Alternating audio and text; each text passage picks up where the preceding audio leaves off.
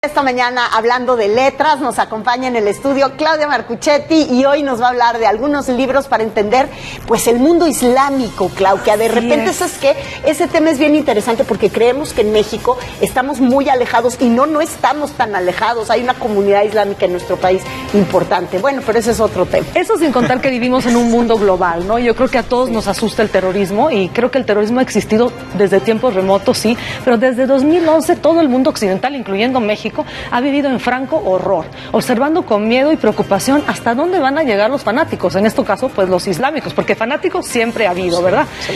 Cada vez que sucede un atentado como el que ocurrió en Cataluña la semana pasada, yo no puedo dejarme de preguntar, y creo que todos nosotros también, ¿qué es lo que lleva a un ser humano a matar a personas inocentes o incluso a perder la propia vida con tal de imponer su verdad?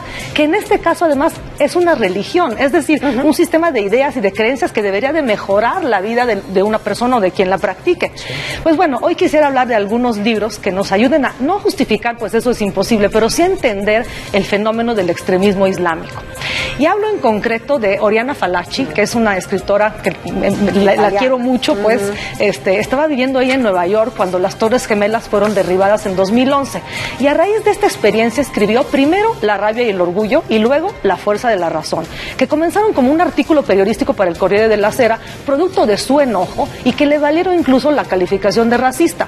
Pero bueno, a pesar de ello... El Corriere della Sera, uno de los periódicos más importantes de Italia. Así claro. es. Y bueno, ella es una conocedora del mundo árabe y por cierto fue corresponsal de guerra del Corriere y de otros medios y llegó a entrevistar incluso al Ayatollah Khomeini, a Gaddafi y a otras figuras claves del Islam. Pero el libro que hoy les quiero recomendar describe el mundo árabe como ninguno. Es su novela Inshallah. Esta palabra quiere decir en árabe que sea lo que Dios quiera, que sea lo que Alá quiera. Y narra la difícil situación en los años 70 de los cascos azules de las Naciones Unidas cuando intentaban mediar en la guerra civil del Líbano, un conflicto que llevó al enfrentamiento de cristianos y musulmanes y que incluyó varios masacres y atentados terroristas. Es una novela verdaderamente para leerse, ¿no? Sobre todo en estos tiempos. Una novela reveladora de cómo funciona la mente en el mundo árabe, la religión en el mundo árabe, en contacto también con el occidental, que el Líbano es uno de los lugares donde, digamos, convergen de una manera pues muy violenta, si quieres, o han estado en contacto de una manera muy violenta. También podríamos mencionar en tiempos recientes el controversial Michel Houellebecq, con una novela que tampoco se pueden perder, se llama Sumisión, plantea la llegada de un musulmán al poder en Francia y la islamización de ese país. Pero mejor hablaré también de un escritor franco-libanés. Se trata de Amin Maalouf. ¡Ay, es fantástico! Tiene una de mis novelas favoritas en la vida. ¿Cuál es la tuya? Ánima. Ah, fíjate, esa no la he leído, Mónica. ¿De eso no vas a hablar? Intercambiar. No, me las prestan luego también. Sí. Fíjate que voy a hablar de las cruzadas vistas por los árabes. Claro. No es una novela, es un ensayo, pero basándose en los testimonios de los historiadores y cronistas árabes de esa época, relata la historia desde el punto de vista de los islámicos, de los musulmanes, de las cruzadas que tuvieron lugar además pues durante 2 agitados siglos, de 1096 a 1291, y dieron forma, porque siempre hay que regresar al pasado para entender el presente, dieron forma a Occidente y al mundo árabe, y que aún hoy siguen condicionando de algunas maneras las relaciones de ambos lados, ¿no? Sí. Este autor escribió también un ensayo interesantísimo, se los recomiendo mucho a ustedes periodistas sobre todo, se llama El desajuste del mundo, en el que intenta entender y explicar cómo en el siglo XXI se ha llegado a este desajuste, ¿no? En términos religiosos, y cómo se podría salir del mismo.